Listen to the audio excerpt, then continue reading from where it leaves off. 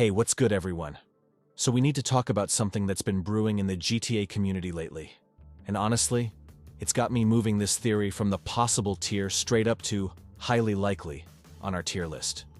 Yeah, I'm talking about that May 2026 release date for GTA 6, and why it's probably not gonna stick. Look, I know we've all been through this roller coaster already. Rockstar officially announced that GTA 6 is now set to release on May 26th, 2026, after already pushing it back from the original 2025 window. That delay alone should have been our first red flag. But here we are again, and the signs are pointing to another pushback. So why am I bumping this up to highly likely tier? First off, let's be real about Rockstar's track record. This is the same studio that delayed Red Dead Redemption 2 multiple times, and honestly, they've never been ones to rush a release just to hit a deadline. They'd rather take the heat from fans than ship something that's not up to their standards, which I actually respect. But it doesn't make the waiting any easier. Recent leaks from reliable industry insider Millie A are suggesting internal talks about a possible slip to September 2026. Now, I usually take leaks with a grain of salt, but this person has been pretty accurate with industry predictions before. When someone with a decent track record starts floating September 2026, that's a 4-month delay we're looking at. And that's not nothing. Even developers and publishers in the industry aren't convinced that May 2026 is set in stone, with some expressing doubts about whether the date will hold. When your own industry peers are side-eyeing your release date, that's telling you something right there. It's like when your friends start betting against you showing up on time to the group hangout. They know something you don't want to admit yet. Here's the thing that really gets me though. The scope of this game is absolutely massive. We're talking about the most anticipated title in gaming history, following up GTA 5, which has been printing money for over a decade. The pressure on Rockstar to deliver something that completely blows everyone's minds is insane. They've already stated they need more time to refine the game, and considering the hype around GTA 6, there's really no need to rush it. Think about it from a business perspective too.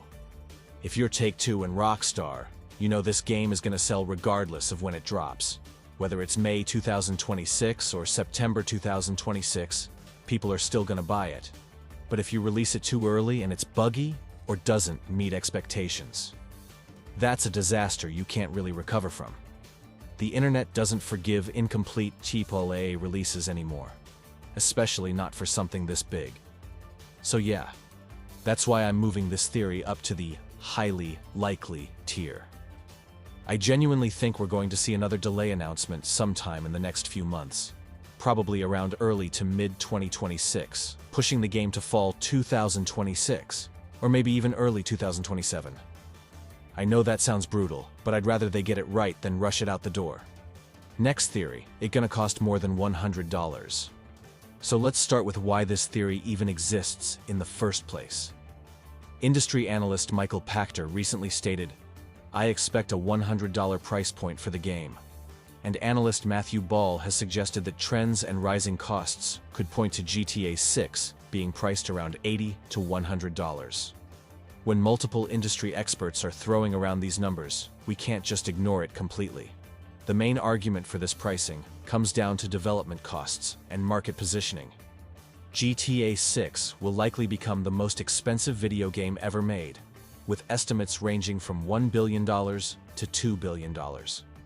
That's honestly insane money. And from a pure business perspective, they need to recoup those costs somehow. When you're spending that much on development, marketing, and everything else, a higher price point starts to make some sense from their end.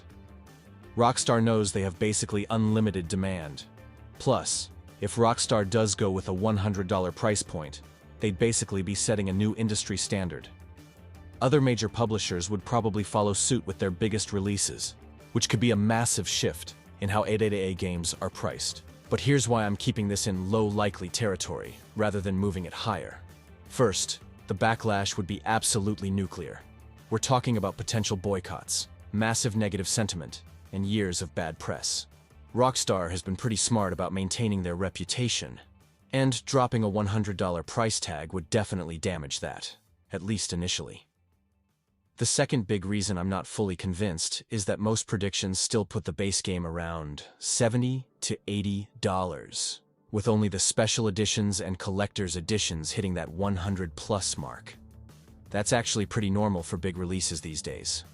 When you look at it that way, the standard edition probably stays in the typical AAA price range we're used to. There's also the international market to consider.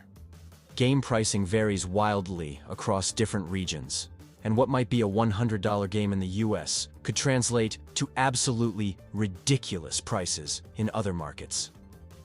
Rockstar needs global sales to justify their massive investment, so pricing themselves out of key markets would be a pretty risky move. But here's why it's still in the likely category at all. The gaming industry has been slowly pushing prices higher for years now. We went from $60 to $70 as the standard AAA price, and that transition happened faster than a lot of people expected.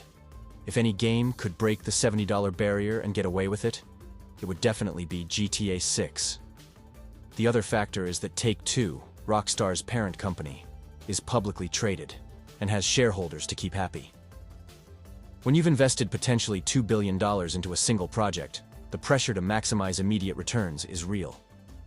A higher price point could be seen as a way to show investors they're serious about recouping their massive investment quickly. Honestly, I could see them doing something like a tiered launch where early access costs $100, but the standard edition launches at $80 a week or two later. Next theory, there will be story and online mode crossover. We know that Jason and Lucia are going to be the dual protagonists in the story mode, and they've got this whole Bonnie and Clyde dynamic going on. But what if those same characters, or at least references to their storyline, show up in the online world? Think about it. Rockstar has been building this massive shared universe concept for years now, and GTA 6 feels like the perfect opportunity to blur those lines between single-player and multiplayer experiences. The fact that they're potentially separating the modes suggests they want each experience to stand on its own, but that doesn't mean they can't reference each other. Imagine if the online world exists in the same timeline as the story, and events from Jason and Lucia's criminal adventures actually impact the online economy, available missions, or even the map itself. That would be absolutely wild, and something no other game has really pulled off at this scale. They've been experimenting with this concept for years, and GTA 6 feels like their chance to perfect it. Plus, with a massive development budget and all the hype around this game, they need to do something revolutionary to justify the weight and the cost. The business angle also makes perfect sense when you think about player retention and monetization. If the story mode and online mode are more connected, it gives players more reasons to engage with both experiences.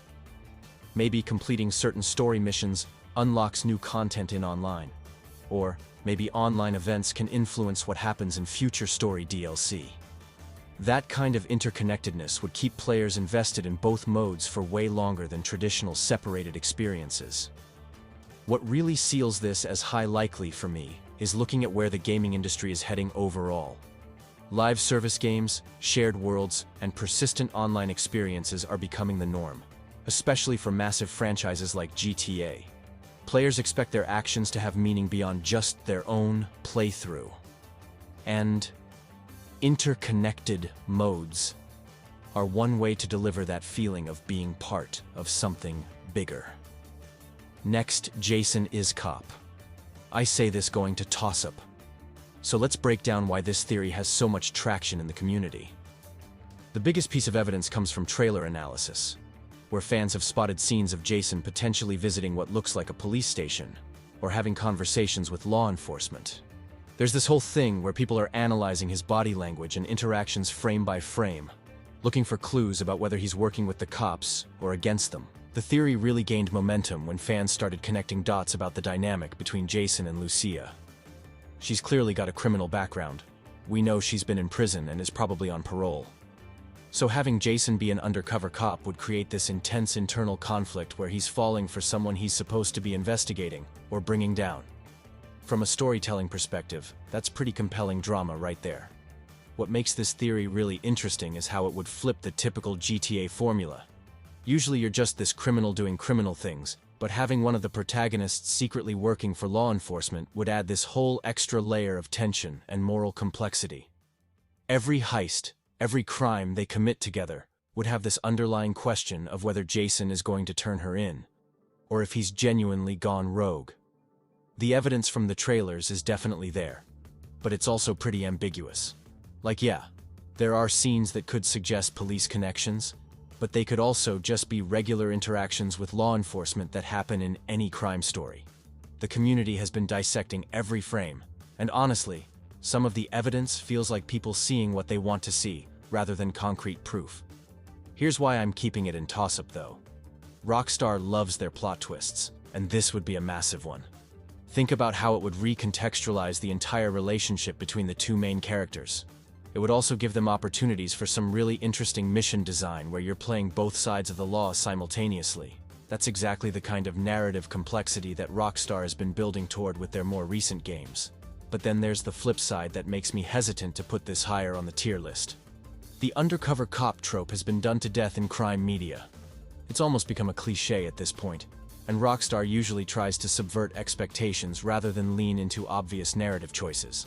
They might be specifically setting up this theory just to mess with the community, knowing that everyone's going to assume Jason is a cop, and then reveal something completely different. If Rockstar pulls it off well, it would add incredible depth to the character dynamics and create some genuinely surprising story moments. Old protagonists returns. Low likely.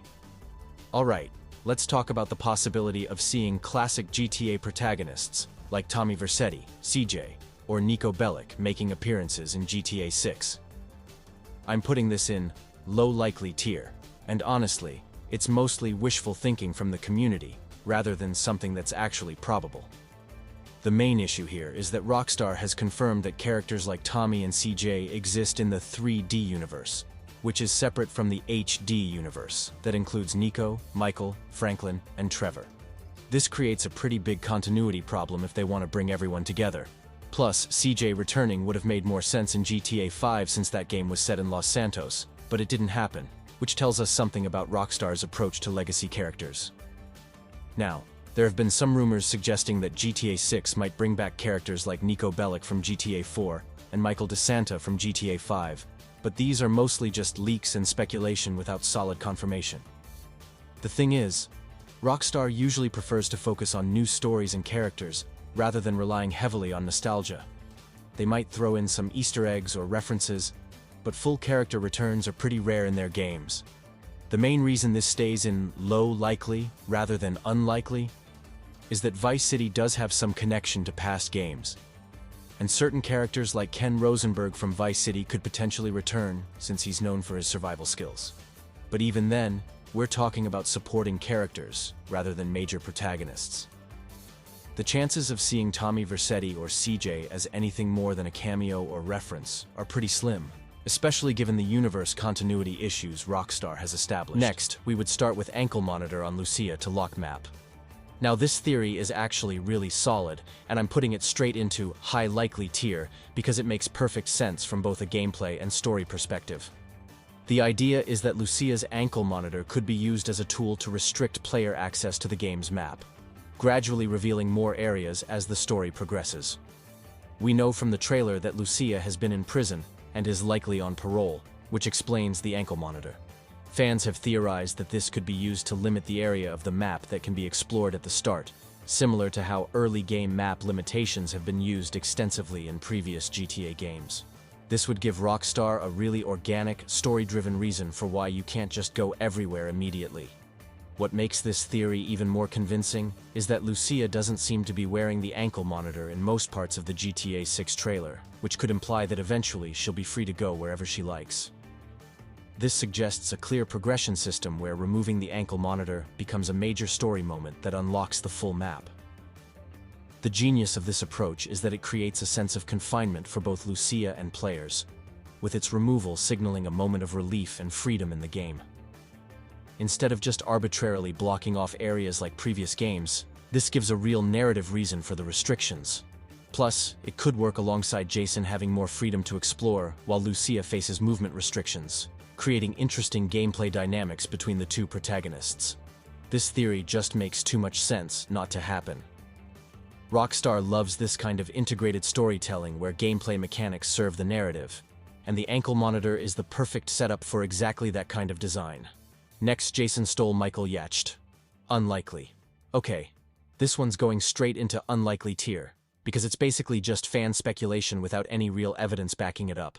The theory suggests that Jason somehow stole or acquired Michael DeSanta's yacht from GTA 5, but there's really nothing substantial supporting this idea.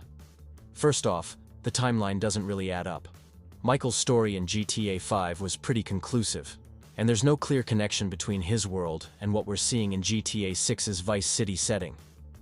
The yacht we see in the GTA 6 trailer looks like it could be any luxury yacht. There's nothing specifically identifying it as Michael's vessel.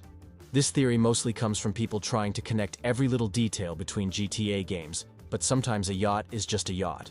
Vice City is known for its wealth and luxury lifestyle, so having expensive boats in the setting makes perfect sense without needing to reference previous games. Plus, if Rockstar wanted to make a connection to Michael's yacht specifically, they'd probably make it way more obvious with visual cues or references.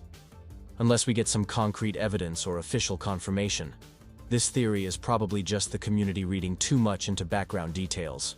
Sometimes the simplest explanation is the right one. It's probably just Jason and Lucia's yacht, not some elaborate connection to previous games. And we are done. Let me know in the comments which theory you might most convincing and which one not. I'll see you in the next video. Till then, take care and have a nice day.